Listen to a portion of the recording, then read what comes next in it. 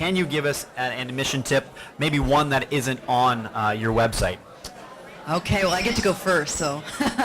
I would strongly recommend, you've heard repeatedly, to visit the schools. It's not just the websites. Come to our schools. So my tip would be to, before you go, write down things you're interested in, okay, for your son or daughter, also parents. Write down things you're going to look for. When you're there, see what's happening in the classrooms. And then when you leave, have that family conversation. Write down, what did you notice? What did you see? How did you feel? What were the programs that really excited you? What you'll find is if you do that at the multiple schools, you really will get a chance to streamline that process, and one school probably will rise to the top for meeting the needs of that criteria you set out at the beginning.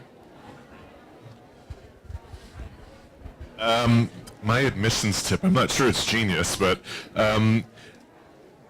I think that I think you've heard over and over, we're all looking for well-rounded young children. So don't be modest on your application, and don't be modest in your interviews. If you're, I'll give you one example from last year. So a boy came in, he put hockey on his application, and it turns out he's one of the top hockey players in Toronto. Not that that's going to get him into a school or not, but I didn't know that. So don't be modest on the applications. We ask for what are your son or daughters involved in. Be pretty clear, be pretty explicit, and I think during the interview process, it's a time to highlight the things that, and this is for I would say for the students in the audience.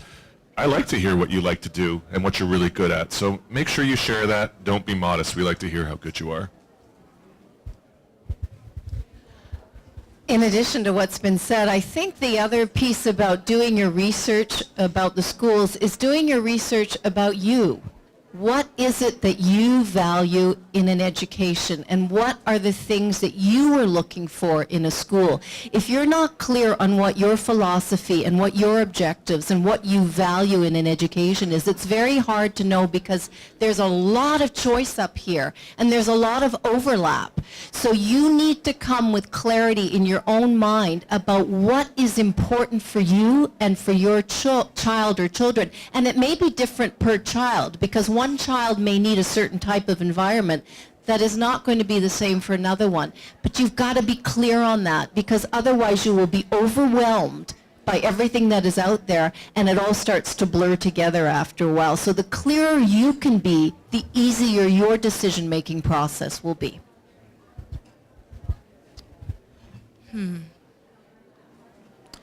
I think the main thing that you should take away from this meeting and meeting with us is that we're here to work for you guys.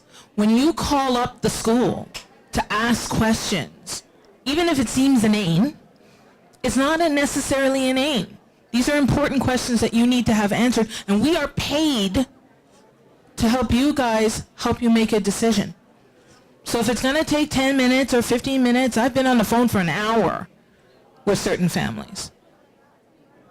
We will make the time. That's what we're here to do.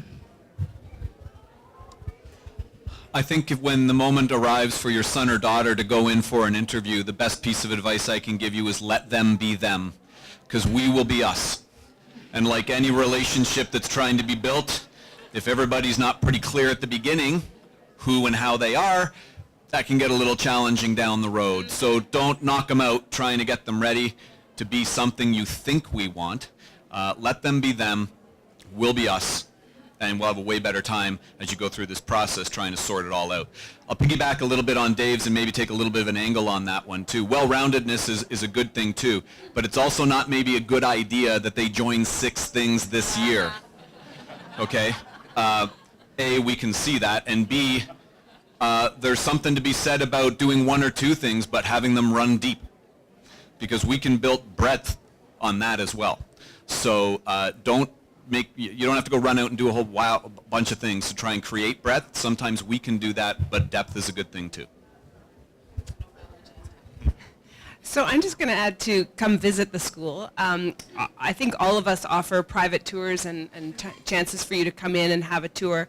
But open houses sometimes are overwhelming for people, but they really are a great chance to come in, because we provide opportunities to talk to the students, to talk to alumni, to talk to faculty and staff. And when you just come in for maybe a tour on your own, you don't get that chance because the students are in their classes and the teachers are teaching, and we might not have parents wandering the halls. And those are the people you want to talk to because they're going to tell you what it's really like to be at a specific school and what it's been like for their child, or from the girls at our school, from the girls themselves, what they love about that school. So sometimes, open houses, we get great attendance, and sometimes people think it's a bit overwhelming and I'd rather have a private tour. You can do both because you'll get two different experiences from that, and sometimes your first look at a school can be very different than your second look at a school. So don't be afraid to come a couple of times, but also those open houses are a great opportunity to meet and talk to different people. I think my tip would be to all parents, as you embark on this journey, you owe it to yourselves and to your children to be organized. This is a big process that you will be embarking on. You will be making lots of visits. You will be completing lots of applications. Be sure you do have the information that you need about each and every school. We've said this morning that we have many common dates and deadlines, but it is important that you do check with each and every individual school that you are applying to as to what their requirements are. Be sure you do understand exactly what the information is that is required when you're submitting that application, when you're coming into the school for those interviews, so on and so forth. So my tip would just be to stay organized and remember to use us as a resource. We're there, like Christine said, to help you through the process. Please do get in contact with us if you've got any questions, and we look forward to meeting you. I think the piece of advice that I would give is to be authentic. And when you come in, I know we all think our children are perfect. I've got two and I think they're perfect. But you also want to let us know if there's areas that are not necessarily, they might have a learning difficulty. They might have some difficulty in some area. Let us know that. A lot of our schools have learning strategists and resource centers there. And we want to know everything and don't try to sort of say, no, they're great. Let us know everything, because when we do know that, then we can say, yes, we are able here to support that. We are going to be able to deal with, maybe issues you're having, and that will really strengthen, our relationship as well, because we know everything up front and we're able to make the best decision then. Wow, we're at the end of the table now. Okay, first of all, what everybody else has already said, but really, when you're looking at this process, one tip that I can give is for parents and for students. Be okay with getting out of your comfort zone. So if looking into independent education is something completely new, great, we're all excited that you're looking at us. If boarding is a new concept, wonderful, we're here to help.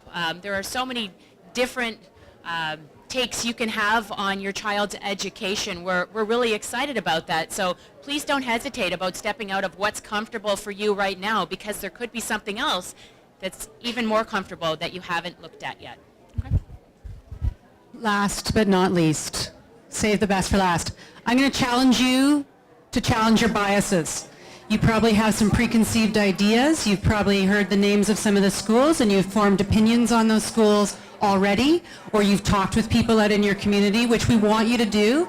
But I want you to challenge those. I want you to come into all of our schools. We've been doing this for 100+ years, and see if those are still there or are not. Because most times what you do here, some of those biases aren't actually the realities in 2014.